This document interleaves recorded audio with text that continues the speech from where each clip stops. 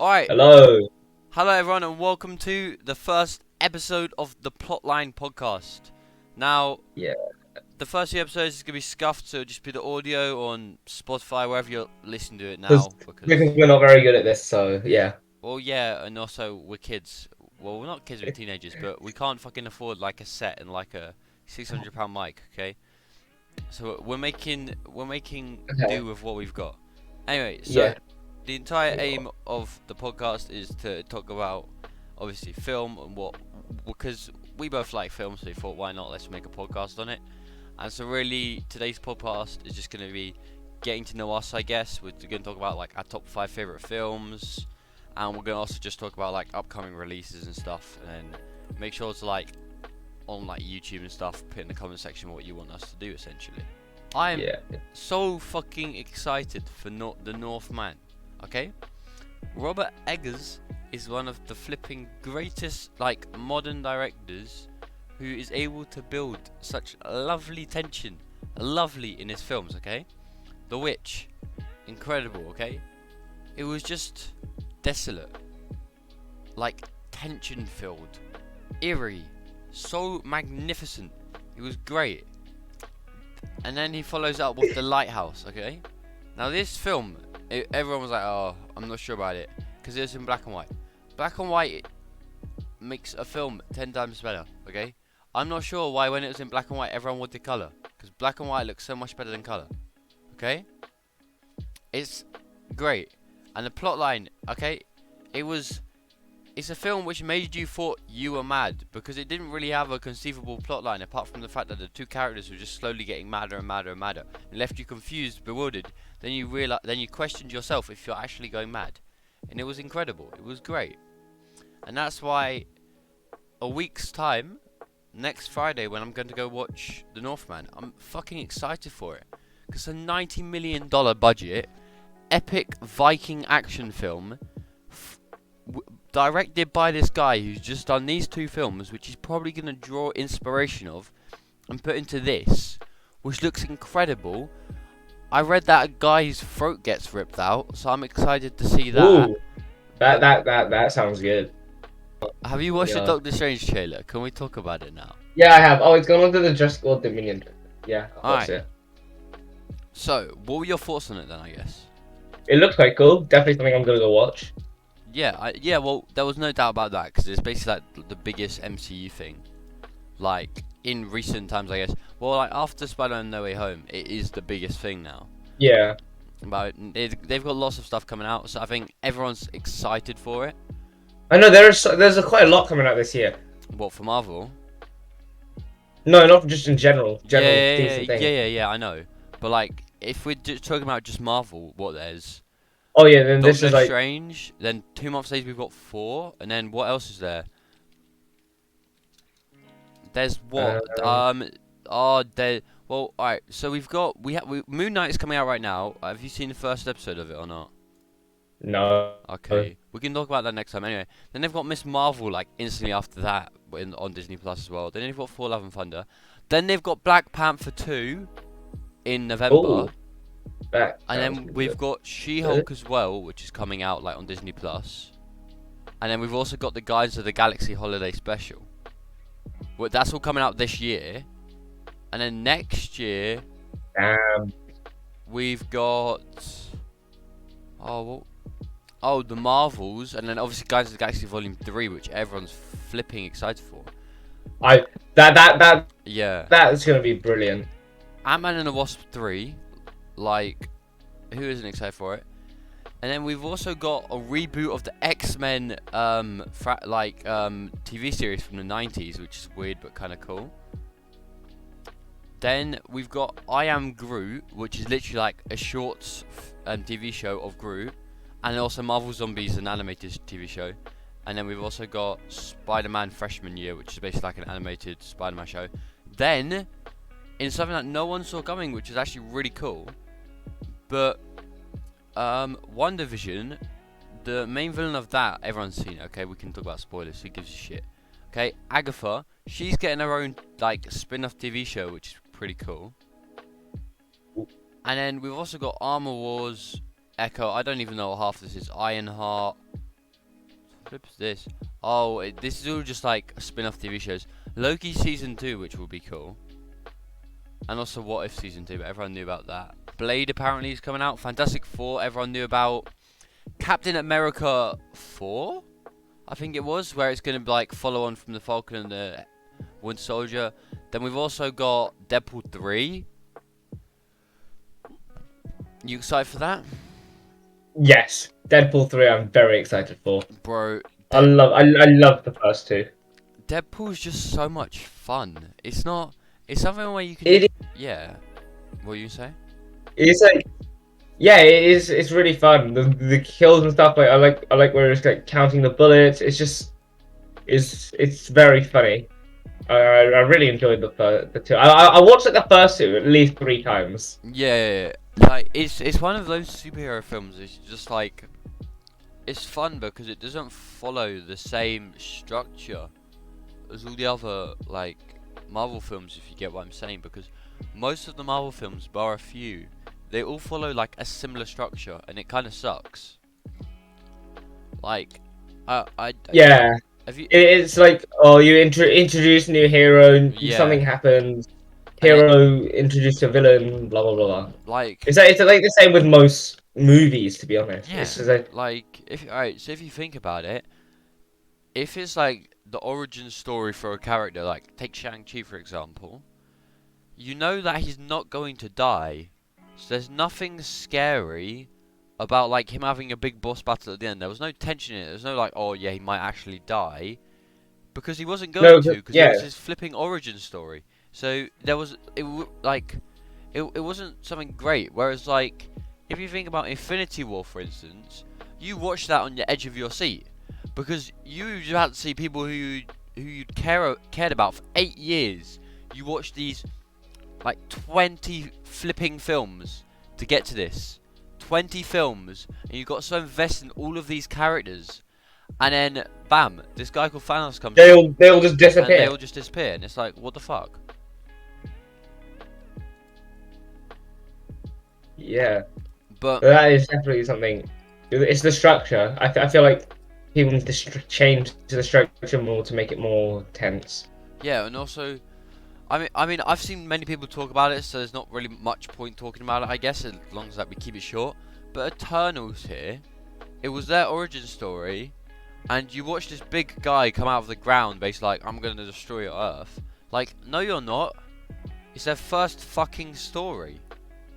They're not. The world isn't gonna end in the first of their. I think that is something that everyone Like thinks whenever they see yeah, something like that. and it happens so much in Marvel films, in just any superhero film in general. There's this big world-ending threat when it doesn't need to be. Like, why can't like Deadpool, for instance? That's what makes Deadpool so good, because it's not a world-ending threat. Like, It's just some dude who wants to kill a bunch of people. yeah, exactly. Like, I mean, that, like, I know that's bad as it is, but it's not like he's trying to, like, he's not gonna kill it. Like, he's not gonna end the world. At least Yeah. what he's doing is like doable that they will actually put into the movie. But like, Yeah. oh, all this big talk of I'm gonna destroy the world, and he gets like Yeah. killed, and then he's stopped in an hour and a half. It's a bit like, huh? Are you good? Whereas that's why Deadpool's so good, and that's why like the smaller, more contained Marvel films are better than the big ones. Like, okay, Endgame and Infinity War, they're like these films which happen once every like 4 years, and it's all of the mightiest heroes in the land. They are the ones like helping to stop it, not like anyone else. Which is why it's so like it works there, because the threat warrants like the fact that there's like 20 of these superheroes who we know are so brave and strong fighting off a world-ending threat. That makes sense, but not like one guy in his solo film. Yeah, not one dude in with little tight little costumes swinging from house to house. Although I do love Spider-Man. Yeah. Yeah, it's Spider-Man. Yeah, that I believe that warranted it. Anyway, oh, also, have you seen Morbius? Just a film. No, I haven't. Oh, okay. No, I haven't. Well, I haven't, but I historically know that it's just absolutely like it's got 17%. Wait, was it? Yeah, it's got 17% I've heard it. I've heard it's quite shit. on Rotten Tomatoes. Like, I haven't heard of a film recently to be able to get 17%. Like, just normally, let alone a superhero film. It's yeah, but something interesting is the fact that it's got 17% of Rotten Tomatoes and like 5.2 out of 10 and like really like shit average. For some reason, the audience are going bonkers over it, and this might, I doubt it's something which the critics are like wrong about because they rarely are. But the thing is, it's like a 17% critics on Rotten Tomatoes, but like a 70% on audience. Yeah, 70% on audience, and like it's just weird, I Yeah, guess. yeah. I don't really know how that happens. It's a shit film apparently, and but for some reason the audience scores like much higher, and also Yeah. Morbius. Yeah, everyone I've talked to has said it's like really bad and like they didn't enjoy it. Yeah, but then for some reason the audience score is incredibly high. Well, it's not incredibly high, but compared to its fucking 17%, it is. But apparently also something else which is like weird about this film is its grossing. Okay? It's already crossed 100 million. It's been out for what, like a week? Like, I know that doesn't sound like much, but the fact that it's getting like 1 out of 5s and stuff, and to be fair, I had a smaller budget than most normal like superhero film. It, for some reason, it's grossing more than what most people would have thought it would, because well, it's shit apparently. Obviously, I can't really say that from experience 'cause I haven't seen it, but I'm kind of confused as to what that. But anyway, it's interesting, I guess. I mean, it's been known for ages in like Hollywood and the film industry that audience have a much bigger like, I don't know, like way over films, I guess. It says that they're more like I'm not sure. I'm trying to think of the word to say it, but I think it shows that like the audience, they're more forgiving than critics. Yeah, because it's like watching, but the audience. They I'm go not sure how to explain it, but they the go critics to have to look for every little detail. yeah, they go there to watch a film. The critics go there to dissect it. Yeah. So they look for every like good or bad point, and then especially if it's like a big franchise like Marvel, Yeah. it's automatically gonna make people a bit more lenient towards it. Yeah. Like that's always gonna happen. Yeah. I think that's justified. Like, yeah, fair enough. Alright. Now comes the time for the next bit. What are your top 5 films? And, like, give a reason, I guess, for each one. Top five. I'm gonna have to say, wait, in order or just No, top just any. five? Just, like, yeah, it doesn't need to be in order, just any, I guess. Alright, well, Conjuring first of all. That's definitely one of my favorites. It's one of the first horror movies I ever watched, and it's the movie that made me start to actually like watching horror films. Um, and I like the story of it. I liked how it was based on like true stories. That was good. Yeah, I thought it was cool. I thought it was quite well made. So that's one of them. We got Scream. I love the kills. The kills and the suspense is just beautiful. And then Django. I thought that had a good storyline, and I like the Western theme a lot. And I liked how it followed like Django on his quest to find his wife, and then I like how the doctor, I forgot his name, dies quite close to the end because he was like one of the main characters, and then they just killed him, and I thought that was really good because movies don't often kill the main characters. Inglourious Bastards. I don't need to say much about this. It's a brilliant movie. The scalping scene is beautiful. Yeah, and like Jurassic Park and Jurassic World, all those. Apart from Jurassic World 2, I didn't really enjoy that. They were brilliant. I love dinosaurs, and it's I like the it had a good amount of action and everything. So yeah, those are my top five. What Alright, about you, Will? top five. In no particular order, these are just like my five favorite films of all time. But Baby Driver, just because it's iconic as shit. All of the sequences, all of just the opening scene where he's just jammed in a car during a robbery to bell bottoms, and then fending off like 16 police cars in an epic chase which doesn't rely on stupid explosions and big like crashes and stuff. I mean, it's got a few crashes, but nothing where the cars blow up and like 16 cars get destroyed. It's like one car which like does a tiny flip. It's great because it grounds itself to earth and isn't like ridiculous and over the top, but there's also lots of fun.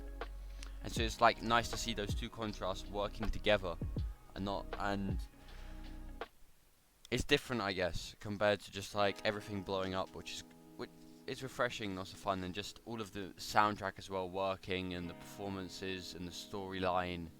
It's just fun. Then 2001: A Space Odyssey. I mean, what do I need to say? It's a classic, one of the greatest films of all time. Like, yeah, easily top 10 greatest films of all time. Up there with like The Godfather 2. I know they're in different brackets, but you get what I mean. And then Kill Bill Volume 1 is probably my favourite Quentin Tarantino film, and just like one of my favourite films of all time. I mean, there's so many good ones, but I've seen Kill Bill like the first volume at least like 20 times. It's so, like I know That's a lot of times. I know half of the final fight scene off by heart.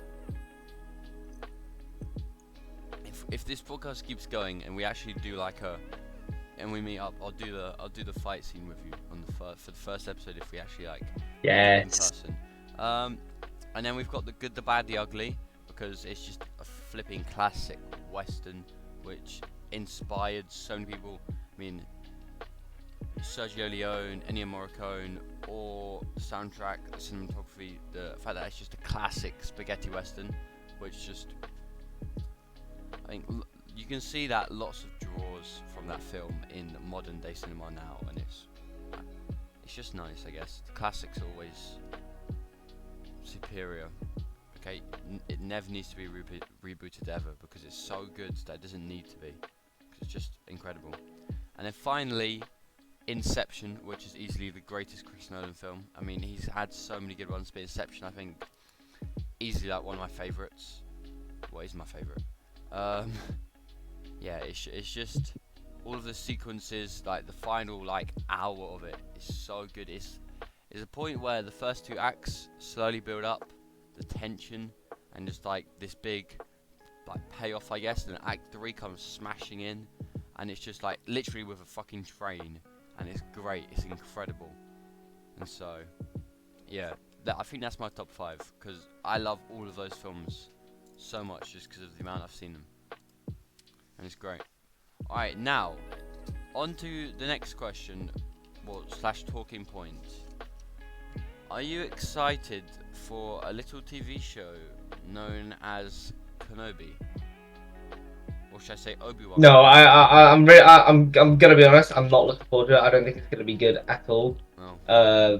Honestly, I just think it shouldn't come out. Yeah, like totally, yeah. Yeah, it's just I've always personally loved Star Wars. No, I hated it. Sorry, I've hated Star Wars, and yeah, I just feel like they're pushing it with this one, man. Like the prequels, and the original trilogy, they were kind of shit. I think the final, the sequels, they were brilliant.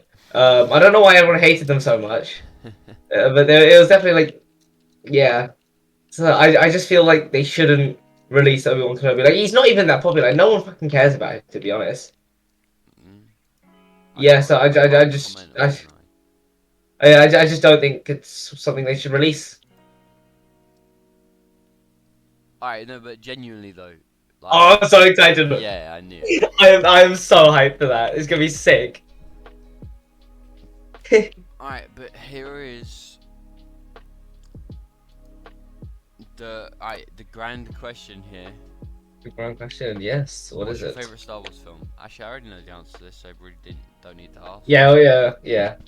It's been Revenge of the Sith.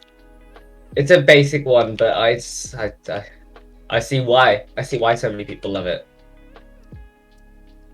Yeah, I thought it's my favorite one because I love one thing I always love about Star Wars, and I always will love about it, is the fact that they made like, the main character um go bad. Like become a villain. I don't think not many things, not many like franchises do that, and I just love it when they do. What about you, Will? What was your favorite Star Wars? Empire Strikes Back. Yeah, it's a solid choice. It's the best one, and it's also my favorite because of the fact that it was the first Star Wars film I ever watched with my dad. Yeah, that is a solid choice. But my least favorite Star Wars film is, well, I liked the sequels to, okay, like Phantom Menace was good ish. No, not wait, no, well, Force Awakens, that one, yeah, I liked that one. Like more. They did Hans so fucking dirty in that one. Huh? They killed Han Solo just off Oh yeah, like yeah, yeah, he did not deserve to die like that. yeah. I I think Revenge of the Sith isn't like a great film, but I think the reason why people like it is the fact that it's so quotable and like so iconic, all of like the bits in Yeah, it, which is why I think that just like I think that's why everyone loves it. I guess that's why that is, well, that's why, just because like I've got the high ground now, and just that entire ending fight scene was so fucking cool that just everyone loved it. Like more, yeah, that's well, true. and it also was like it because they had these three incredible films, and they had to wait 20 years, and then it was followed up by a Phantom Menace, and everyone was like, "What the fuck?" And then Attack of the Clones wasn't much better, and then like they have Revenge of the Sith, which was like miles better, and everyone was like, "Whoa, this is sick!" On my days, and so everyone It was liked it. beautiful. Yeah, I rewatched it again recently. Yeah, it was brilliant. but also I think some something else like that Star Wars does well is its lore.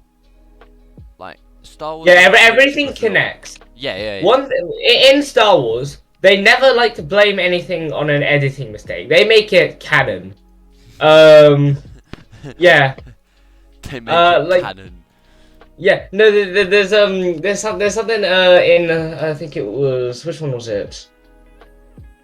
I think in Attack of the Clones. Yeah, Attack of the Clones. When Obi-Wan, Padme, and Anakin, they're all tied up on the little pillar, and Oh then the yeah. little monster thing slashes Padme's back, and the slash would have just like made a little cut in her back, but it took like the whole bottom half of her shirt on off, and they didn't blame it on an editing mistake. I thought that was quite funny, and yeah, that was definitely something. That's definitely something I've noticed. Alright. Just thinking, like, because we're both fans of horror, I guess. Where do you think Where do I think? the Conjuring like films Hmm. ranked? Like, alright, so if you ranked all of the Conjuring universe films, like all of them, how would you rank them? Oh And are we gonna include Curse of La Lorna or not? no. I'm not too sure where I'd rank them, to be honest. Alright, well, I would start Curse of La Llorona or The Nun, I would say are like the two worst. Yeah, no, I don't like the I don't like the nun. The Yeah, nun. The nun. yeah. I mean, Um, I think they just tried to do an Annabelle, didn't they? Because Annabelle was great. Like well, like the first spin-off film, I guess, and then it got more sequels. So I guess with the villain for The Conjuring 2, they were like, oh yeah, we should make a spin-off of that, and then it just kind of failed. yeah, yeah, but definitely the nun is my least favorite. My favorite is I'm gonna have to go with what would be my favorite? Either The Conjuring 1 or Conjuring 2 is my favorite. I would say that Conjuring 1 is the best, yeah. But Conjuring 2 is like as good, maybe. It's, Like, yeah, not. yeah, Yeah, definitely. That's why it's between the two. yeah. And then Annabelle Creation, so top three. Number three, Annabelle Creation, second one. Then Conjuring 2, and then The Conjuring. I don't. I watched the Annabelles, not quite. Well, I don't remember much of them, to be honest. Yeah, what? No, the second one is like the prequel one to Annabelle, where it explains about Yeah. like the orphanage and stuff, and that was so good. Like it's got some sick like I'm not like not sick as in like sick, but like really cool scenes. Like the horror is so well done. It's scary as shit. It's great. Yeah, I don't remember much of them, to be honest. I think overall, the Conjuring films and just James Wan in general, like the influence that he's had on horror has been like incredible, and I've enjoyed it so much. The first Conjuring and Conjuring 2, those like the two movies, like the first two horror movies I ever watched, and it's what got me into the genre. Yeah, And yeah, it's brilliant. yeah, they do lots of stuff well, and like also James Wan has just been like the director of Conjuring 1 and Conjuring 2. He's so influential in Yeah. horror films. You know what else he's done? What? Alright, so he directed, you ready? So he Yeah. directed the original Saw. He directed Insidious 1 and I believe he did 2, right? Am I correct on that? Yeah, he did 2 as well. He also, he did, he directed Aquaman as well. Malignant, I don't know how to say it. Malignant? Yeah, that one. Malignant. Like a Malignant. malignant thriller. And then he also directed Fast and Furious 7, but that was like sick. But just overall, the films that he has directed have been so like influential. Like obviously we don't know that time when Saw came out was like a massive like phenomenon because well it was before we were born. But Yeah. when it came out, apparently it just was everywhere because they showed it at like a film festival and it gained hype and everyone was like, "Whoa, this is sick! It's new, it's gory, it's weird." And it had a $1.2 million budget, and most of the scenes Bloody had hell. like 1 or 2 takes. It was shot in 18 days, like all of it in 18 days, which is practically unheard of. They just shot it all in a warehouse basically. And it had a budget of $1.2 million, and it That's grossed. so low. And do you know how much it grossed? How much? How much? 104 million But on 1.2. But all of the Saw films have had this like small budget because they had a small budget and then they grossed like so much more. Like the second one had 4. Like most, if you're a director, you make like a small horror film, which hopefully, and if it does well, then you're more likely to do better, I guess. yeah. I Well, of guess. course it does well, you know. Yeah. But I think that you don't start your film making like a $200 million Marvel action film Of course not. because Imagine no though. one has trust in you if you haven't made a film before. So you've kind of got to make something and be like, look at this, and then like, wow, damn, well done. But Yeah, you Yeah, you gotta. It's always harder to start. Always. Yeah. But then if it does well, it continues. Yeah, if it does well, it does well. Alright, so I'm just having a quick look. But how much do you think all of the Saw film budgets costed combined? Uh, I don't wait, I don't even know. So let me find it. I would guess maybe. Ooh,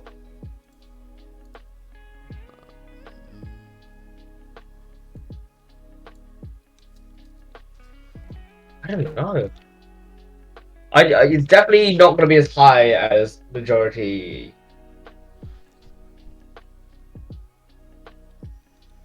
I'm gonna say maybe 200 million, 300 maybe. What was the entire budget? All of them, All of the all of them, budgets. Alright, all of the well, budgets. Yeah. I'm just finding out now. Oh, wait, how much? Okay. Am I close? No. Oh, So the total budgets altogether is a grand total of 105 million out what? of all 9 of the films. 105 million. 100? That is so low. Yeah, for all Bloody 9 of hell. them. And now I would like you to have a guess at how much all of them have grossed. Oh, easily over a billion. No, A billion. no. A bit less than that. Maybe like 500 mil. Alright, so the entire Saw franchise as a whole has grossed. Where is it? I saw the figure. Okay, it has grossed altogether 874 million. 800. Fucking hell. That is a lot of profit. Yeah, that's like ridiculous. That Is insane. What? There's a 10th one coming on the way as well, apparently, which we need to go watch at the cinema. Yes, we will. But We will. apparently it hasn't been greenlit, but everyone's like teasing, like the director's been teasing, the script writer I guess has been teasing stuff. He wrote Jigsaw, and he also did Spiral as well. But I think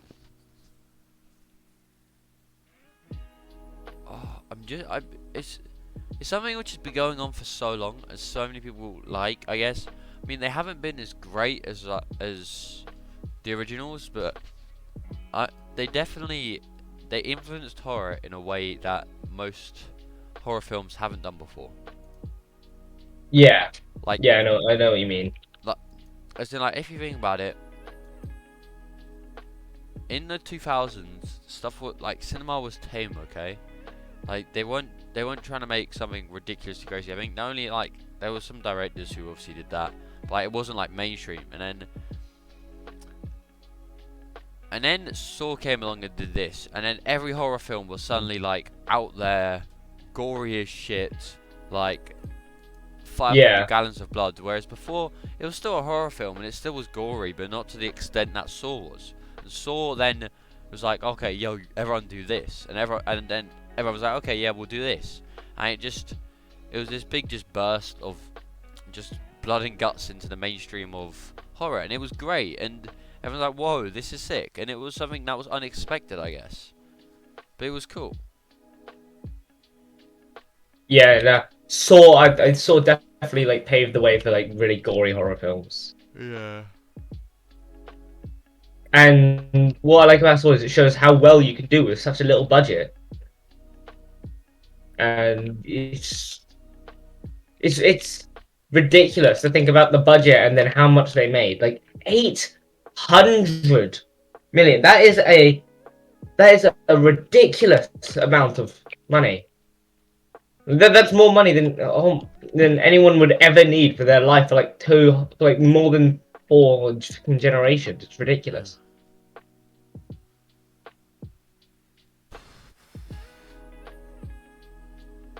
Yeah, definitely. Who owns Saw actually? I don't even know. Lionsgate.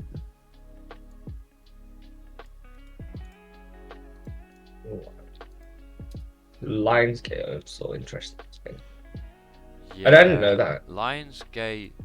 They've made some Who's weird stuff.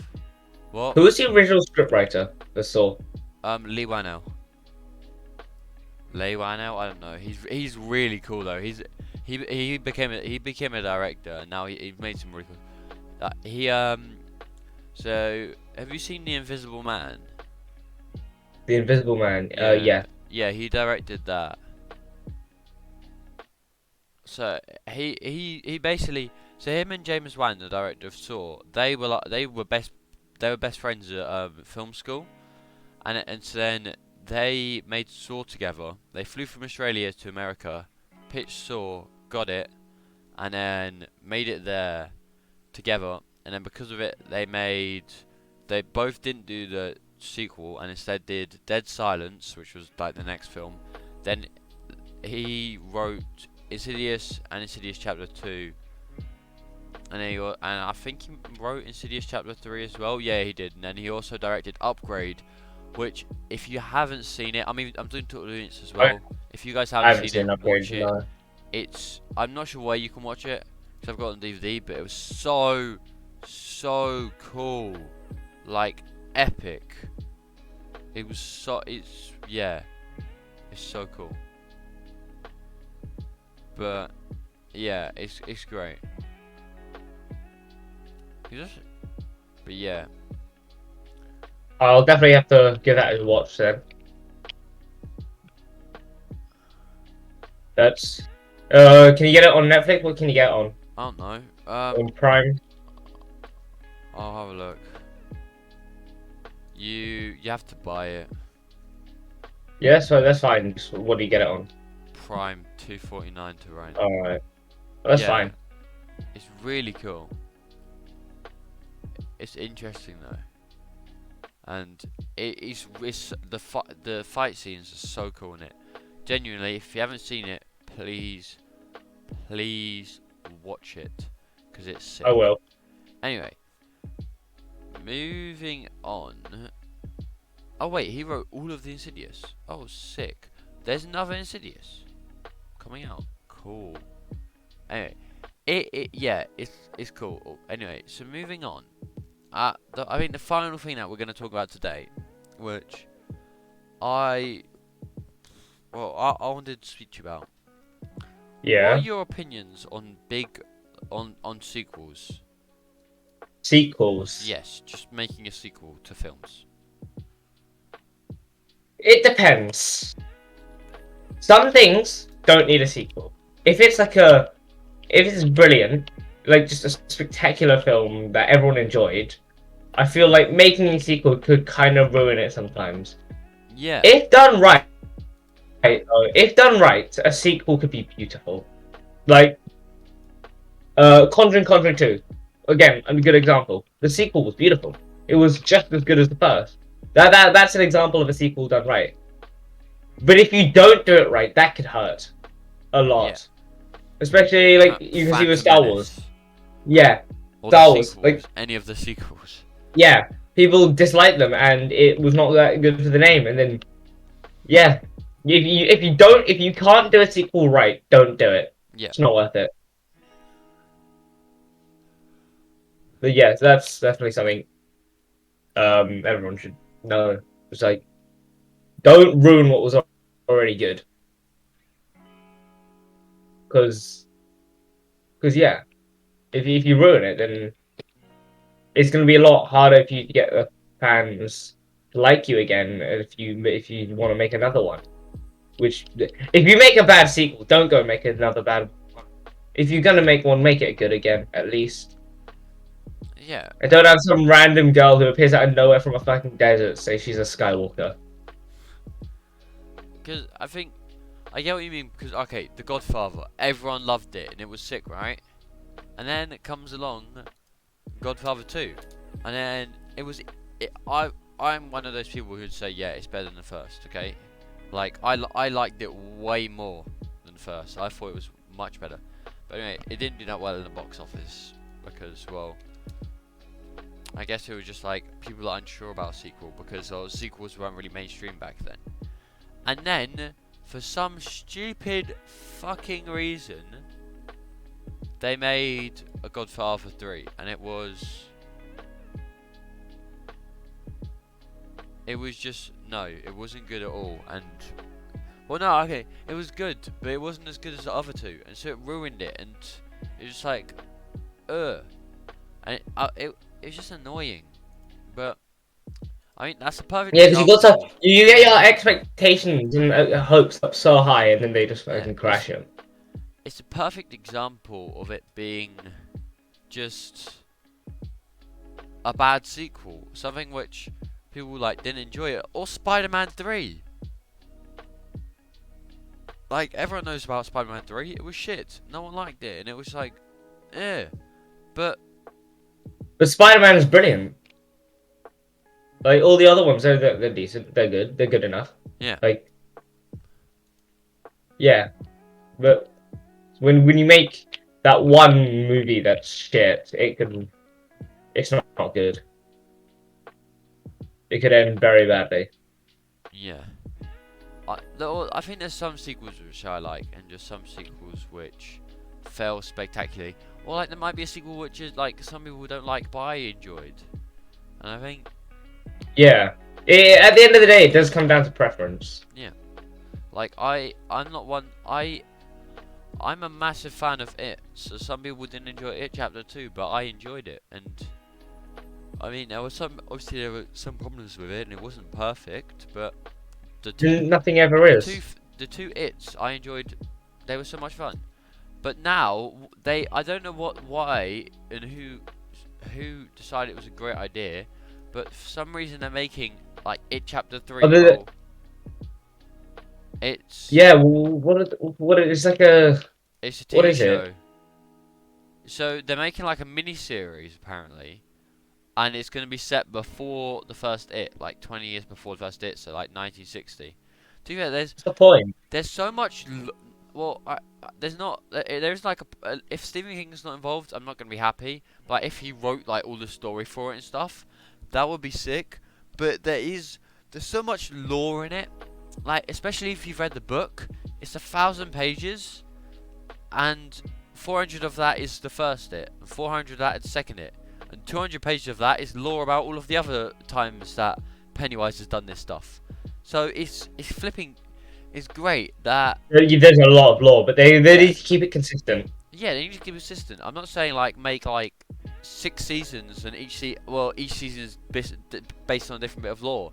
But I'm saying if you're gonna do something like this, pick the best bit of lore. Pick the best bit which isn't like the main line bit, which people will like, which people will enjoy. Put as much effort into it as you can. Make a good script. Get Stephen King in on it because he wrote the original book. Okay, if he says, "Oh yeah, it's good," way more people are gonna watch it compared to if he just made no comment at all. Yeah, Because it's Stephen King. He's the one who wrote the fucking book. Everyone's gonna like it. Well, not everyone will like it, but you get what I mean. He has more influence because it's his fans and fans of it who are gonna watch it. yeah, yeah. And that Okay, I can see that. that's why it's important, I guess. And that's why I think if it's good, people will enjoy it. If it's not, No, if it's good, people won't enjoy it. Will. shut up. Okay. I think that basically rounds it for this episode. I hope you guys enjoyed, and I hope that like, everyone's excited for it, I guess. But Hopefully coming in every Sunday. yeah, hopefully we need to record. Hopefully. We need to record more though. Like It'll come out every Sunday unless it doesn't. unless it doesn't, which you won't. All right. Yeah, in that case, it won't come All right. out. Anyway, Sunday. It'll come out. see you guys next week. Au revoir. Goodbye.